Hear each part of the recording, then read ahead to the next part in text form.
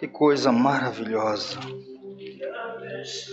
é poder estar na presença do Senhor, como noiva, como igreja de Cristo, para juntos celebrar ao único que é digno, o nosso Senhor, nosso Salvador, o soberano sobre todas as coisas. Nós já cantamos as Escrituras, agora nós iremos ouvir as Escrituras.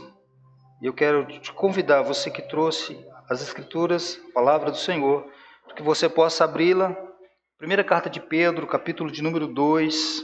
Nós iremos fazer menção apenas do verso de número 12. Estaremos dando continuidade à exposição a essa missiva.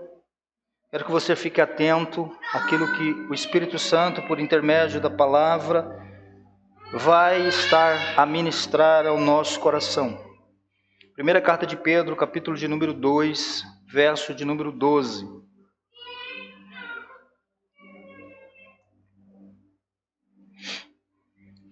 Que diz assim: vivam entre os pagãos de maneira exemplar, para que, mesmo que eles os acusem de praticar o mal, observem as boas obras que vocês praticam e glorifiquem a Deus no dia da intervenção dele. Amém? Podeis assentar, queridos?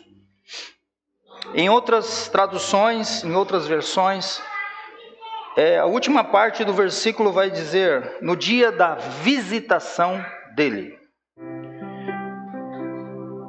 Nós, domingo, antes da nossa festividade, nós iniciamos essa perícope, essa exposição, na parte mais prática da carta de Pedro. Nós havíamos aprendido, sido ministrados, sobre toda a parte ortodoxa da carta, doutrinária da carta, porém, o Senhor agora, através de Pedro, nos leva a aprendermos sobre a questão prática. Então nós iniciamos no nosso encontro anterior, digo, antes da festividade, e hoje nós estaremos dando continuidade à exposição dessa missiva. Haja vista, é uma missiva muito importante e tenho certeza que tem sido edificante nós estudarmos sobre o que o apóstolo Pedro, através do Espírito Santo, ensinou à igreja e, de certa forma, ensina a nós também. Nós, só para caráter de estarmos se situando aqui no que nós iremos falar, eu vou trazer mais uma vez aqui a memória de todos vocês, que no nosso primeiro encontro, nessa parte prática da carta, nós falamos sobre o comportamento cristão. Pedro, ao entrar exatamente na parte prática da carta, ele vai falar exatamente sobre o comportamento do cristão em relação ao seu relacionamento com o mundo, o seu relacionamento com o Estado e o seu relacionamento com o trabalho. Então ele divide aqui e vai falar sobre como tem que ser a conduta, o posicionamento do cristão em várias áreas da nossa vida. E ele começa falando sobre o nosso posicionamento, o nosso comportamento em relação ao mundo. E nós falamos, na missiva anterior, que Pedro ele se dirige à sua audiência, aos seus leitores, e ele exortou aqueles irmãos de algo que nós não podemos nos esquecer, de que como cidadãos agora dos céus, como pedras vivas, como geração eleita, como povo de peculiaridade exclusiva de Deus, nós precisamos, embora residentes provisórios, porque é isso que ele vai falar no verso 11, residentes provisórios aqui, nós precisamos nos abster dos desejos carnais, dos quais nós travamos uma guerra ferrenha todos os dias da nossa peregrinação. E foi exatamente isso que nós falamos no nosso primeiro encontro, quando nós iniciamos essa parte prática da carta. O verso 11, ele diz isso: amados, insisto em que, como estrangeiros e peregrinos no mundo, vocês se abstenham dos desejos carnais que guerreiam contra a alma. Então foi basicamente isso que nós falamos no nosso primeiro encontro. E eu quero aqui só para trazer a memória, para que nós possamos prosseguir um pouquinho adiante, porque hoje nós vamos continuar falando exatamente sobre o comportamento cristão, agora a segunda parte, tendo por base o verso de número 12, certo? Esse verso 12, ele complementa o verso de número 11, no qual Pedro exortou os seus leitores, ou a sua audiência, ou as igrejas a qual ele se dirige, a se absterem das paixões, como eu li aqui no versículo de número 11. E aqui no verso 12, Pedro, ele vai explicar de que modo eles deveriam praticar essas abstenções das paixões carnais. E além disso, ele vai revelar o objetivo deles fazerem isso. Tem um propósito, tem um objetivo, para que Pedro então instruísse aqueles irmãos, para que eles pudessem se absterem de todos os desejos carnais. Então no verso 12 aqui, queridos, nós temos uma ordem e um propósito. E nós vamos falar em primeiro lugar sobre essa ordem, certo? Essa ordem que nos leva, ou os levavam, a absterem das paixões carnais. Então nós vamos à ordem. Verso 12 diz assim, primeira parte: vivam entre os pagãos de maneira exemplar. Então a ordem que Pedro ele dá, ele revela, ele ensina à igreja ou aos seus leitores, à sua audiência, é para que eles vivessem de um modo exemplar. Vivam uma vida exemplar. Por que Pedro fala isso? Haja vista, ele tinha falado que esses irmãos, quanto mais eles se aproximavam de Cristo, a pedra viva, eles também, como pedras vivas, estavam sendo edificados em casa espiritual. E agora, no verso de número 9, ele diz: vocês, porém, são geração eleita, vocês não serão envergonhados, porque vocês confiam nessa pedra viva. E por causa disso, olha, vocês não eram povo, agora vocês são.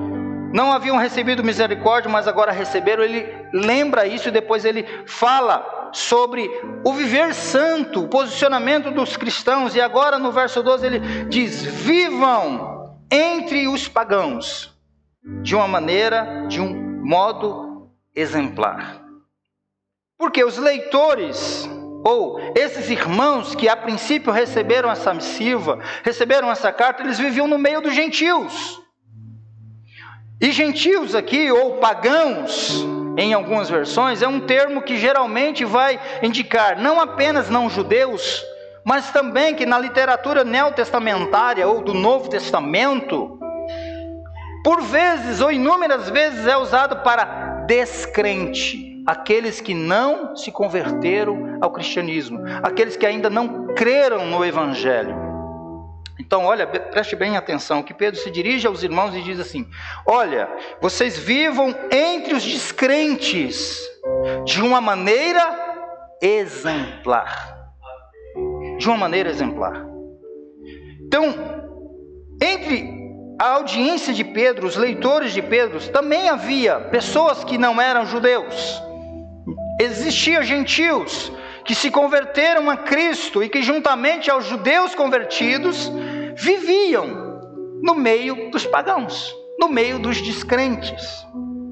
E queridos, a atitude dos pagãos aqui, dos gentios, para com esses irmãos conversos ao Evangelho, conversos ao cristianismo, tanto gentios quanto judeus, certo?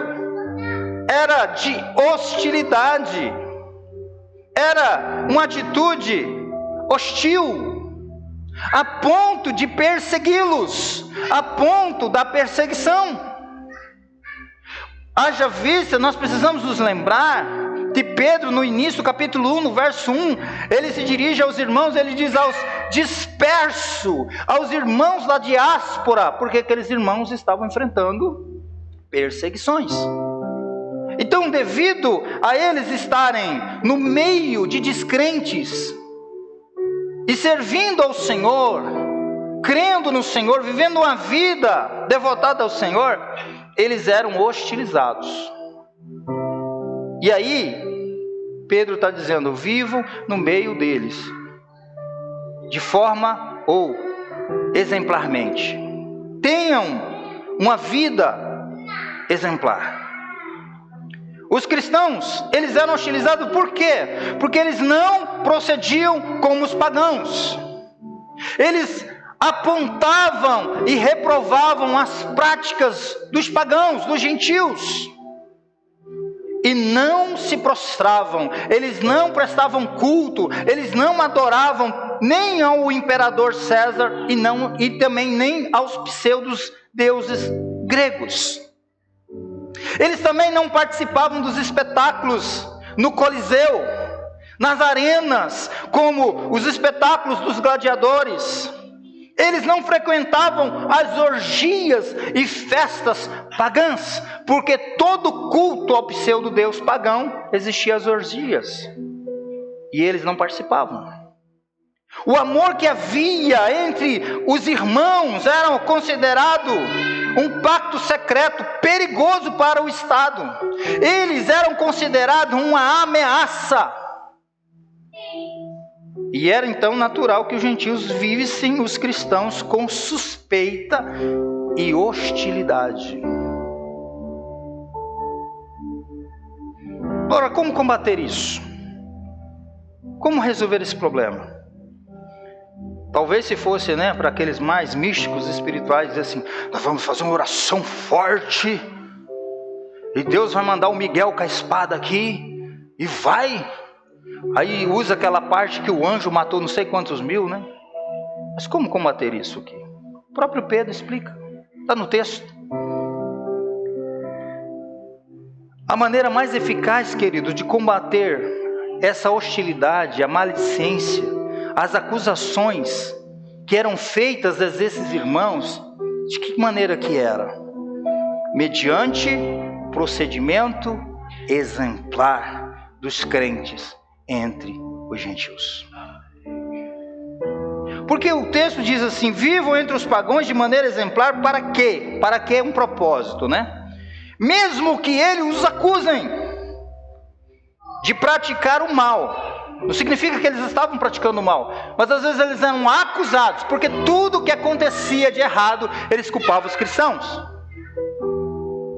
Aquele endemoniado do Nero colocou fogo em 10 bairros de Roma. E enquanto Roma pega fogo, ele pega a lira e fica tocando. Ele tinha um projeto de reformular Roma. E como é que ele poderia fazer isso? Ele tinha que acabar com quase todos os bairros. Então ele manda incendiar, colocar o fogo naquilo tudo. E quando os senadores, as pessoas começaram a acusar o Nero, sabe quem que ele acusou? Foram os cristãos. Porque nos bairros que não se queimou, era exatamente onde os cristãos moravam. Então, muitas das vezes eles eram hostilizados e eram acusados de fazerem o mal, sem haverem feitos. Então, como combater essa hostilidade, essa perseguição? A maneira mais eficaz de fazer isso, combater essa maledicência, as acusações, era mediante o procedimento exemplar dos crentes entre os irmãos. E procedimento aqui, a palavra que Pedro utilizou-se muitas vezes, muito predileta de Pedro, para se referir ao comportamento dos crentes aqui nesse mundo, ou no nosso viver. É como diz algumas traduções, procedimento, vosso viver, ou vossa conduta. E esse procedimento Como vimos no versículo de número 11, incluía o quê? Primeiro, a abstenção das paixões carnais. Como? Quais são essas? Ódio. Por que ódio? Olha, vocês estavam sendo acusados, vilipendiados, hostilizados. Quais são os indícios das paixões carnais? Ódio, inveja, avareza, imoralidade sexual, violência, egoísmo e mentira, entre outros. Então a primeira coisa, o procedimento era o seguinte: vocês não podem viver assim, porque é o que nós aprendemos no verso 11. Vocês têm que se abster disso. E aqui vou abrir um parênteses para fazer uma aplicação. Evidentemente, queridos, a primeira audiência a quem essa carta é endereçada são os crentes das 5 províncias da Ásia. Mas ela é endereçada a esta igreja contemporânea, porque é a palavra de Deus. E aqui nós precisamos entender, queridos, que assim como aqueles irmãos precisavam agir, se posicionar, eu e você precisamos fazer a mesma coisa. Haja vista, o nome cristão hoje está em desuso. Agora eu sou evangélico. E ficou muito subjetivo. E existe uma frase que eu sempre utilizo aqui, de um puritano reformado que diz: a igreja que o mundo ama, Deus odeia. Hoje a gente quer ser amado, a gente quer ser aceito, e às vezes a gente faz concessão para que isso aconteça. Às vezes a gente é conivente com aquilo que é errado, porque a gente não quer apontar. Esses irmãos, eles estavam sendo hostilizados, eles estavam sendo vilipendiados, porque eles apontavam e eles denunciavam as práticas imorais da sua época. O problema hoje é que muitos se dizem cristão, se dizem evangelho, se dizem participar da igreja evangélica, mas vivem igual um Belial e um mundano. Envergonha o nome de Cristo Jesus. É o que Paulo diz aos romanos, dizendo o seguinte: o nome de Deus é blasfemado entre os gentios por causa de vocês. Então o primeiro ponto aqui, queridos, a maneira mais eficaz de combater qualquer tipo de hostilidade, maledicência, é essa. Um procedimento exemplar, e começa como? Abstendo-se das paixões carnais, se livrando disso, chutando isso da nossa vida. Embora vai ser uma luta, Pedro diz que esses desejos guerreiam de maneira ferrenha com a nossa alma, todos os dias. É uma guerra. Segundo, a prática daquilo que Pedro chama de boas obras. É claro que eu não estou falando aqui de salvação, tá? Vou fazer para mim ser salvo, porque ninguém vai fazer boas obras para ser salvo. Se você tiver esse pensamento, você precisa ir para as Escrituras e ver que não é bem assim que funciona. As boas obras é para quem já foi salvo. Por isso que ele está falando: abstém daquilo que é ruim, daquilo que não é para os filhos da luz, e agora vocês têm que fazer o que os filhos da luz fazem, que é as boas obras. E essas boas obras aqui devem ser entendidas aqui como uma vida correta, uma vida santa diante de Deus, o que inclui primeiro respeito às autoridades. E aí inclui tudo, né? Todas as autoridades no Senhor. Eu vou colocar um adendo aqui: do Senhor. Não é o caso, né, aqui pegar uma motinha e sair piando. Ninguém faz isso aqui, graças a Deus. Ninguém é do grau aqui. Não tem jovem nenhum que é do grau, porque se tiver nós vamos orar e expulsar o espírito do grau aqui, em nome de Jesus. Sujeitar as autoridades em todos os aspectos, passar o cinto de segurança, andar no limite de velocidade, ok?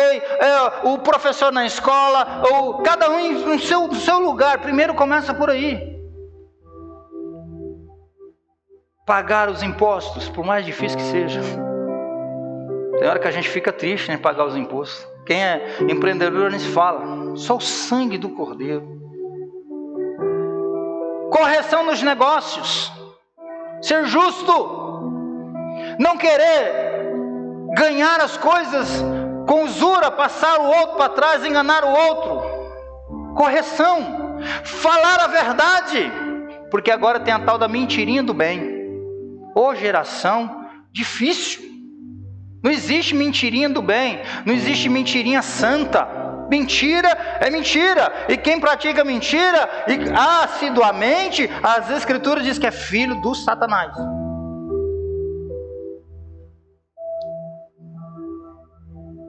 Demonstrar compaixão, ajudar os necessitados, entre outras coisas.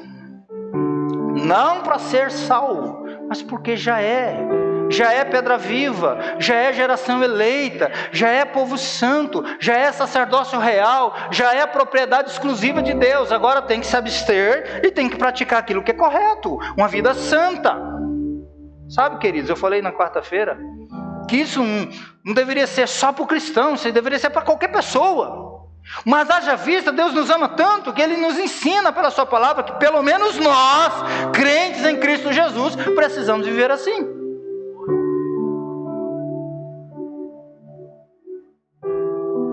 Tertuliano,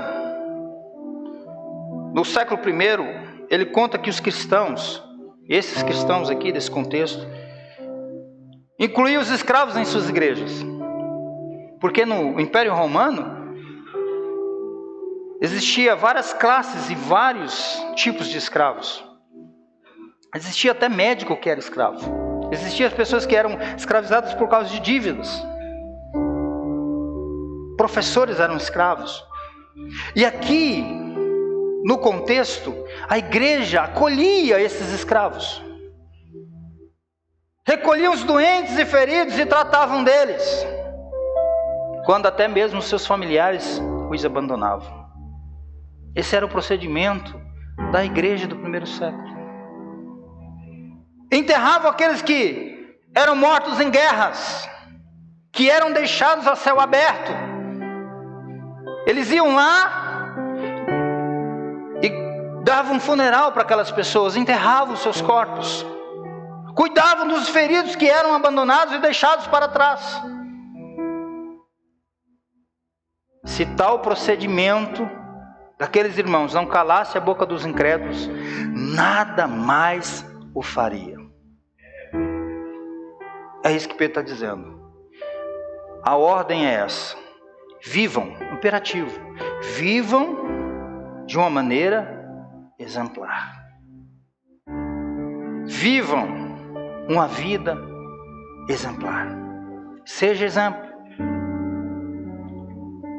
Hoje a gente tem muito aquela expressão, a gente ouve muito isso às vezes dos jovens. Todo mundo está fazendo.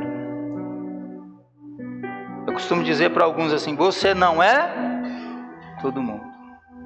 Os pais deixaram de falar isso para os jovens, para os filhos, né? Nós precisamos falar: você não é todo mundo. Nós precisamos ser diferentes. Nós, como igreja do Senhor, precisamos fazer isso. Como é que nós vamos desconstruir isso? Vivendo uma vida de maneira exemplar, abandonando, se abstendo dos desejos, dizendo: não, eu sou crente. Não significa que não vai vir uma hora ou outra, né? Falamos sobre isso. Mas a gente vai dizer não. E como é que eu digo não? Eu preciso me alimentar da palavra, da oração, do jejum, da comunhão dos santos.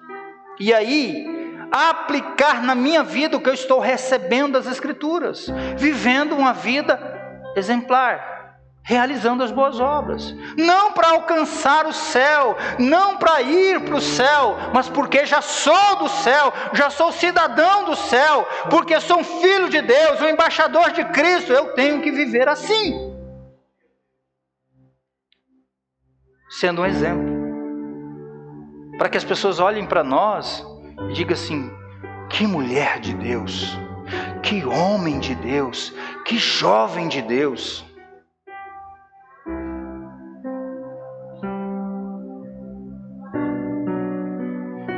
Pois bem, Pedro ele continua. Agora que nós já vimos a ordem, vamos ao propósito. Pedro não deixa de mostrar o propósito. Ele dá a ordem, E é interessante aqui, queridos, que ordem é o seguinte: Pedro não é uma sugestão que ele faz. Ele não dá uma sugestão para a igreja. Olha, irmãos amados, meus lindos, minhas lindas, tanto quanto forem possíveis, procure fazer isso aqui.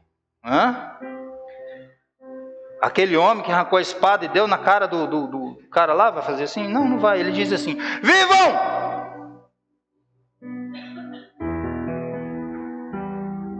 Vivam entre os descrentes de uma maneira exemplar. Ele não sugestiona, ele dá uma ordem. E agora que já ouvimos a ordem, eu tenho certeza que todos nós vamos dizer assim: estou vivendo, estou procurando viver. E se eu não estou assim meio 100%, a partir de agora eu vou encaixar nesse negócio. Nós vamos falar do propósito. Qual que é o propósito? Glorificar a Deus no dia da sua visitação. É isso que o texto diz. Olha, vivam entre os pagãos ou pagãos de maneira exemplar, para que mesmo que ele os acuse de praticar o mal, observem as obras que vocês praticam e glorifiquem a Deus no dia da intervenção dele. O objetivo, queridos, desse procedimento exemplar que Pedro, ele fala aos irmãos, ele orienta e ele determina aqueles irmãos, Pedro nos diz que é a glorificação do nome de Deus, a glorificação a Deus no dia da visitação dele. Ou seja, o objetivo não é evitar a hostilidade dos irmãos, ou de salvar a reputação dos cristãos, porque às vezes a gente acha que é isso. Ao propósito, a gente vive uma vida exemplar, é evitar sermos hostilizados, ou se não, salvar a nossa reputação. Não é. O objetivo aqui é a glória de Deus. É a glória de Deus. Pastor, se Deus, como que sim, pastor? Porque nós vamos sofrer, ser utilizado, isso para a glória de Deus? Sim, isso para a glória de Deus. E sendo utilizados, vilipendiados, temos que ser exemplos, para que o nome de Deus seja glorificado. Rapaz, aqueles crentes ali, olha que a gente fala desse povo, a gente persegue esse povo. Às vezes algum de nós tem um vizinho que fica pegando no pé, fica testando a nossa fé, testando a nossa paciência. Tem hora que a gente entra para dentro assim: ai meu Deus, ai Jesus, eu não aguento mais. Ou não, só eu de vez em quando. Eu olho daqui para daí, todo mundo assim. Mas mesmo assim, querido, nós precisamos viver de uma forma exemplar. Para quê? Para salvar nossa reputação? Para deixarmos de sermos hostilizados? Não, para que o nome do Senhor seja glorificado através daquilo que nós estamos enfrentando. Às vezes desce o pau em você lá onde você trabalha. Tem um cara lá, ele já até morreu, um filósofo. Eu não sei o nome dele, eu falo Suassuna, mas é outro nome, vocês sabem o nome do cara, um velhinho bem engraçadinho. Eu tenho dificuldade com o nome, tem hora que eu não lembro o nome dele. Ele fala assim: gente, espera, é muito sem graça falar dos outros na frente dos outros. Então deixa sair para você falar pelas costas, que é mais fácil, né? É um conselho errado que ele dá. Mas às vezes lá onde você trabalha, quando você chega, todo mundo fica quieto.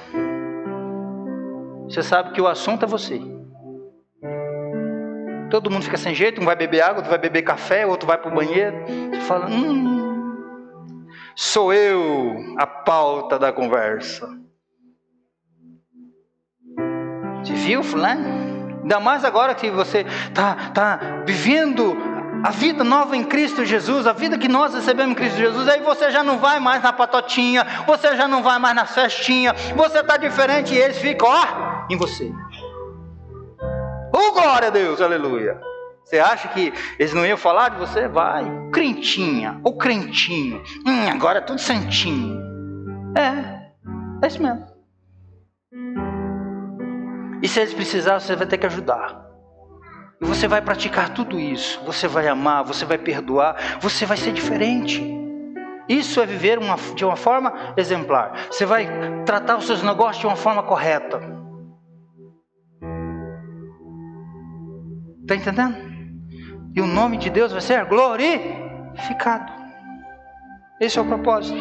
O objetivo não é evitar hostilidade. O objetivo não é salvar a reputação, mas que o nome do Senhor seja glorificado.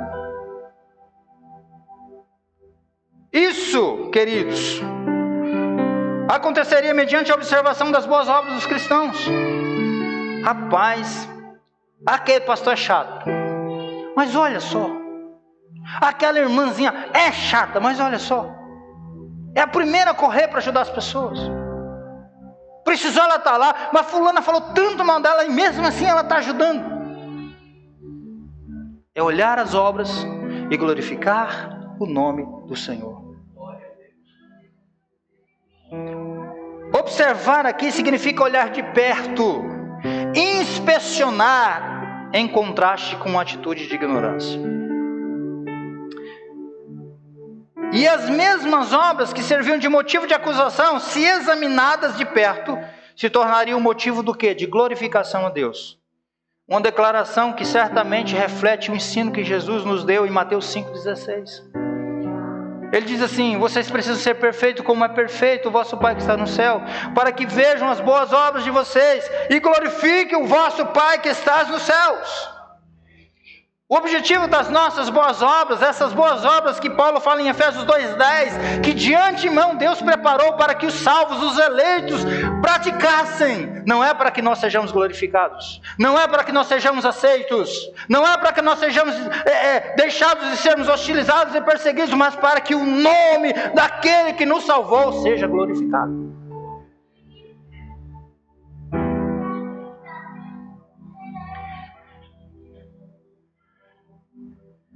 Mas de que maneira os gentios poderiam fazer isso, glorificar o nome de Deus? A chave aqui está no significado da expressão dia da visitação. Não é isso que diz no final do versículo? No dia da intervenção, no dia da visitação do Senhor. Existem outras interpretações possíveis em relação a isso aqui. A que eu entendo ser a mais coerente, queridos, é que o dia da visitação aqui, abordado por Pedro, não é no futuro, não é quando Jesus, na parousia, quando ele voltar. Depois de estudar bastante isso aqui, eu cheguei na conclusão, e concordo com alguns comentaristas, de que esse dia da visitação é presente, não é algo do futuro, mas do presente. Porque Pedro tem em mente uma visitação do quê? Que visitação é essa? Uma visitação salvadora do Espírito Santo, mediante a pregação do Evangelho, trazendo a conversão dos gentios, entre os quais esses leitores, a audiência de Pedro, habitavam. Ou seja, no dia em que eles fossem visitados pelo Espírito Santo, ao ouvir a pregação do Evangelho, e se converterem, ou se convertessem e crescem no Evangelho, eles iriam glorificar ao Senhor.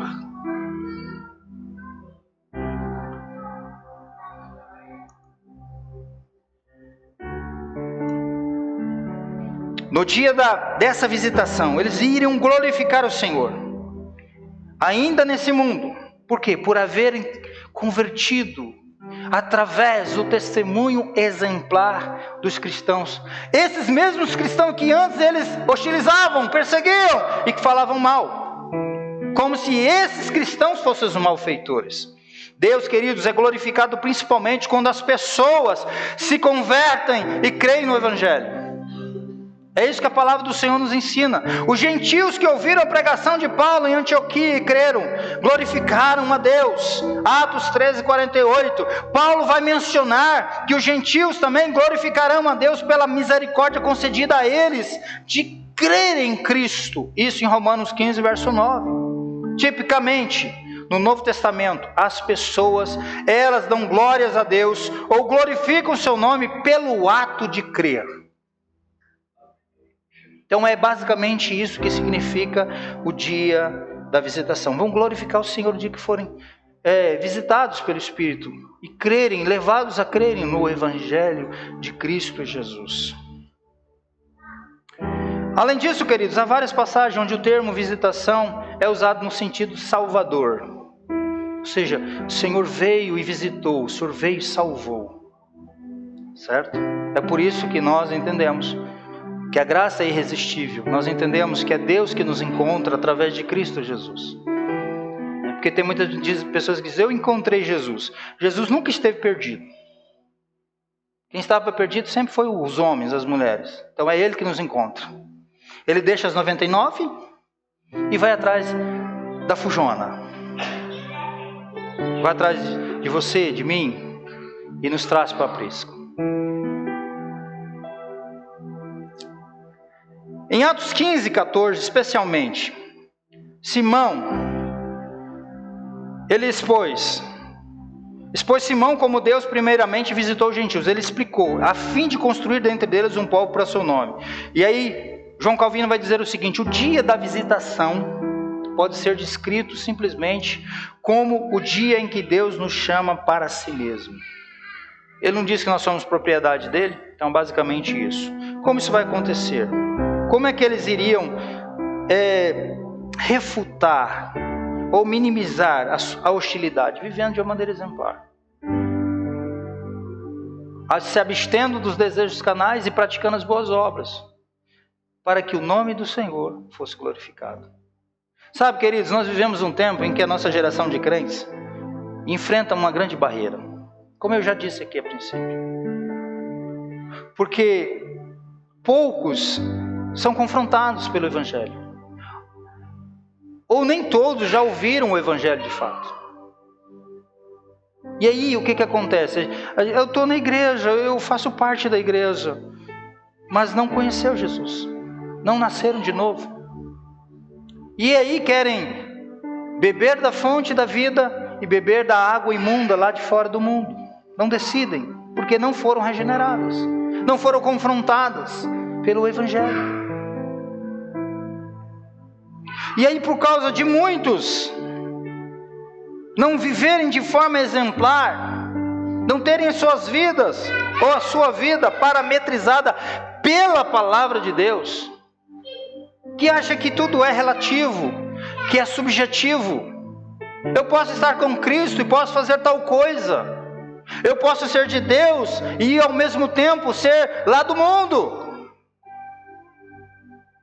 É que às vezes nós não temos credibilidade de falar de Jesus, de verbalizar o Evangelho. Porque não existe diferença. Os nossos relacionamentos, parâmetro do lado de fora. Os nossos negócios, muitas das vezes, são parametrizados pelo modelo que nós temos lá fora. A nossa vida cristã é pautada em trocas e favores. Eu vi algo ontem dentro da igreja, eu fiquei estardilhaço, quase nem dormi. Nós queremos fazer isso com a finalidade de que, se nós fizermos, Deus tem a obrigação de fazer alguma coisa.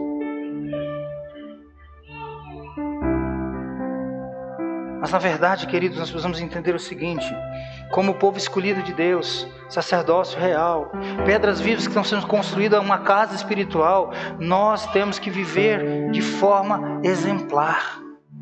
Em tudo.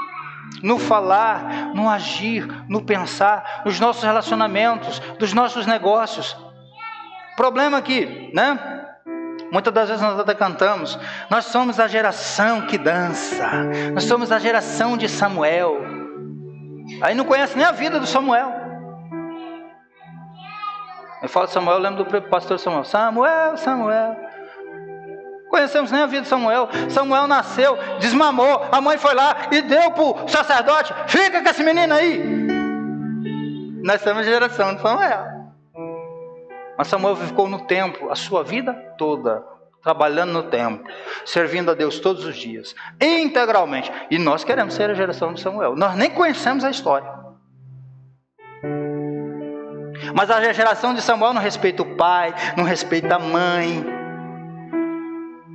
não respeita os mais velhos. Nós somos uma geração que está na fila do banco e chega alguém, a gente não... E se eu entrar, tiver um irmão lá na frente, eu vou com aquele monte de documento e dou abençoado. Isso é modo brasileiro. E crente faz a mesma coisa. Ah, pastor, coisinha. O mundano está olhando pra gente. E tem uns que até xingam a gente. E sabe que você é crente.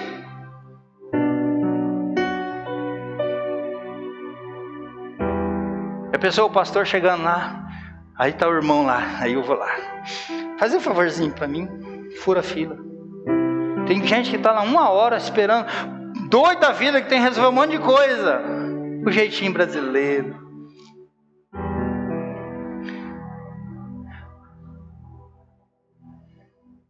Chega, né? Vocês entenderam? Ficou claro, né? Amém. Então vamos para a conclusão aqui. Glorifica o Senhor. Amém? O pastor de vocês hoje está cansado. Então eu quero terminar um pouco mais cedo. Então vamos concluir aqui. Ficou claro aí o que Pedro quis dizer? Posicionamento cristão, como é que tem que ser? Viva de modo exemplar. O jovem está lá. Pai e a mãe saiu. E agora é hora de eu ouvir a MC Pipoquinha. Se os jovens daqui fizerem um trem desse, nós vamos levar para o monte, para exorcizar no monte. Não é possível?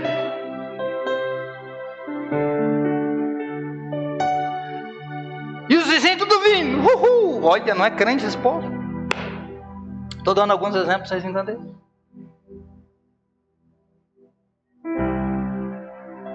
Queridos, nós precisamos ser diferentes. Viver de uma forma exemplar. Principalmente estão falando a gente. Porque se nós vivermos o Evangelho integralmente, entenda uma coisa, nós seremos hostilizados.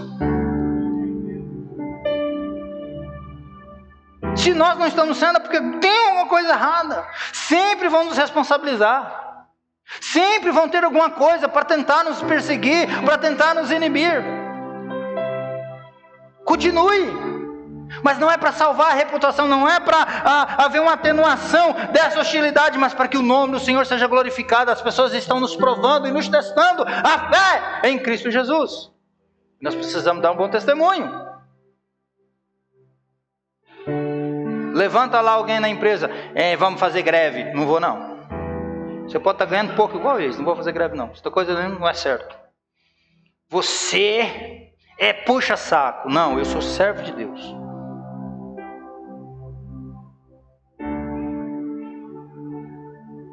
É assim que tem que ser.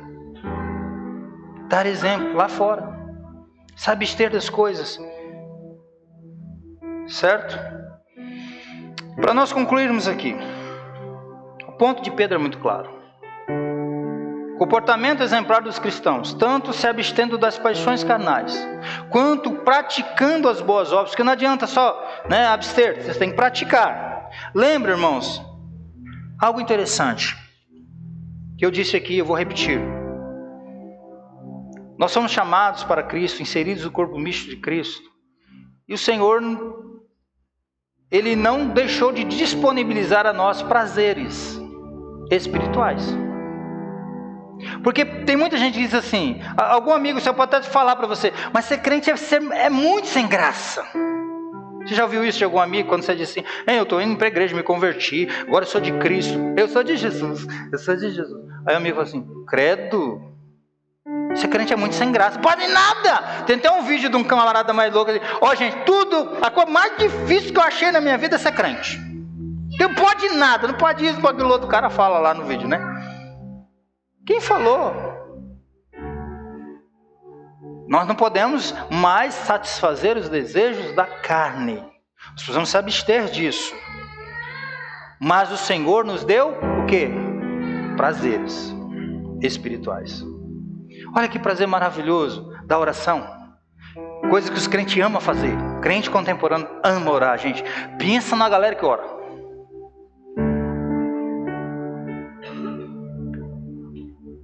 Olha assim, nossa, Glória. Você quer ver orar mesmo quando tem a rocha, né? Aí crentalhada a hora.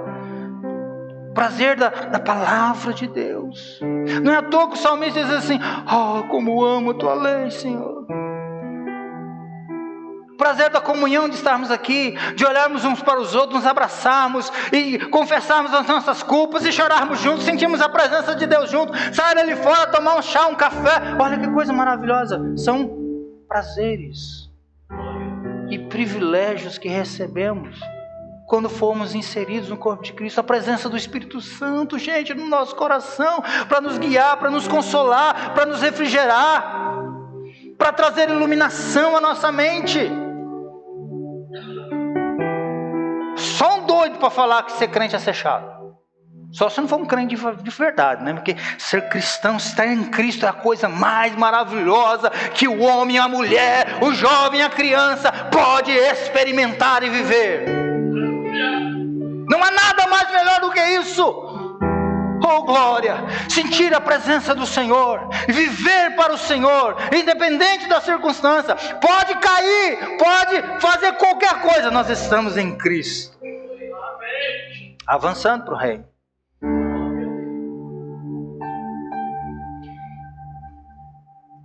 Então é isso.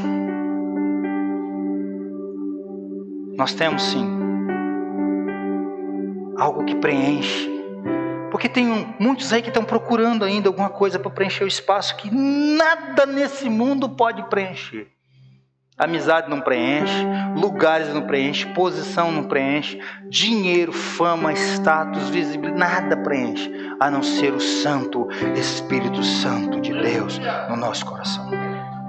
É por isso que muitos se entregam ao álcool, às drogas, ao sexo, a tantas coisas. E nada disso preenche.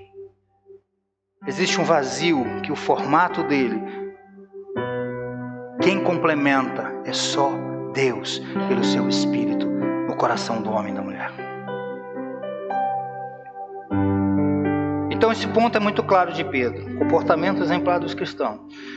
Tanto se abstendo das paixões carnais, quanto praticando as boas obras, esses prazeres que nós temos. Porque quando eu oro, leio a palavra, quando eu estou em comunhão, eu vou fazer as boas obras.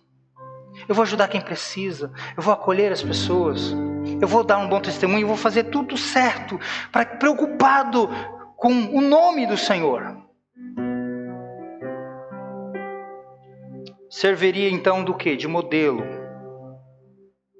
para levar a conversão daqueles que falavam mal deles e os consideravam como malfeitores. Porque se eu e você, se nós somos esses cristãos aqui, que temos uma vida exemplar, no meio da família, porque lá no meio da família desce o pau na gente. Ou não? Sua família não fala mal.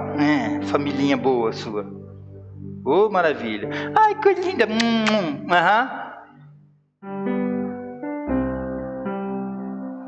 Mas quando precisa de algo e você lia, você é firme, você continua amando, você perdoa, você está ali, precisa estar, está metendo um pau em você, você está lá. Na hora que o negócio arrocha, fulano, você pode fazer uma oração por mim? Aí você faz a oração, você prega o evangelho. Aí no dia que o Espírito Santo visitar o coração dessa pessoa, ela irá glorificar o nome do Senhor, vai dizer: eu quero ser igual minha tia, igual meu tio, igual meu irmão, igual meu primo, eu quero ser esse homem de Deus, essa mulher de Deus que eles são. É isso que Pedro está dizendo. Ao final, Deus receberia o quê? Toda a glória. A glória é para Deus. Como essa verdade, queridos, é necessária para os nossos dias. Nós temos que viver assim, uma vida exemplar. Como, pastor? Como é que eu vou viver uma vida exemplar? O parâmetro é esse aqui, ó. Não tem outro parâmetro. É aqui. Amém, irmãos? Amém. Deus nos abençoe. Domingo que vem, nós estaremos dando continuidade na exposição. A partir do verso 13, iremos falar, então, posicionamento cristão em relação ao Estado. Vamos entender alguma coisa